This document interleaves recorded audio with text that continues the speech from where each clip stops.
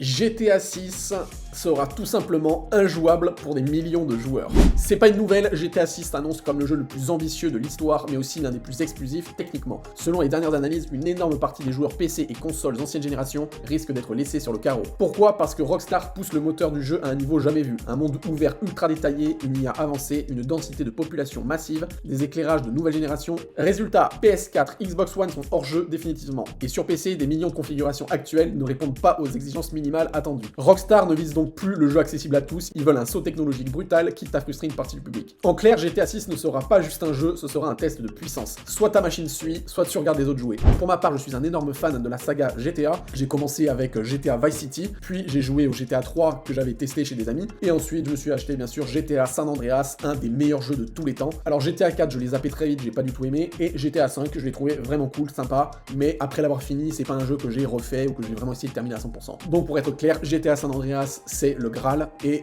GTA Vice City et le 3 sont excellents juste après. Le truc, c'est que les GTA, ils sont connus pour être moins bien techniquement, graphiquement et compagnie que la majorité des jeux de sa génération. Pourquoi? Parce que justement, c'est des mondes ouverts énormes, avec une infinité de détails, et c'est pour ça que généralement, à deux jeux de même année, entre un jeu basique, où vraiment c'est très restreint, et un GTA, la qualité est moindre sur le GTA, c'est normal, mais en soi, ça a jamais été le but recherché quand on jouait un GTA. Alors pour le GTA 5, ils avaient quand même fait des progrès énormes, et la qualité était vraiment cool, même par rapport aux jeux de son époque. Mais voilà, pour moi, c'est pas ça que je recherche. Ce que je recherche, c'est effectivement l'immensité de la carte, quelque chose qui fasse au réel, comme il parle de la population, ça je trouve que c'est cool, et avec beaucoup de détails dedans et de choses à faire. C'est vraiment ça, et bien sûr après, l'histoire, les missions, etc. Donc là, s'il y a ça de présent, et en plus de ça, ils ont aussi mis la barre haute au niveau du graphisme en général, bah franchement, il me tarde qu'une chose, c'est de jouer à ce jeu sur PS5.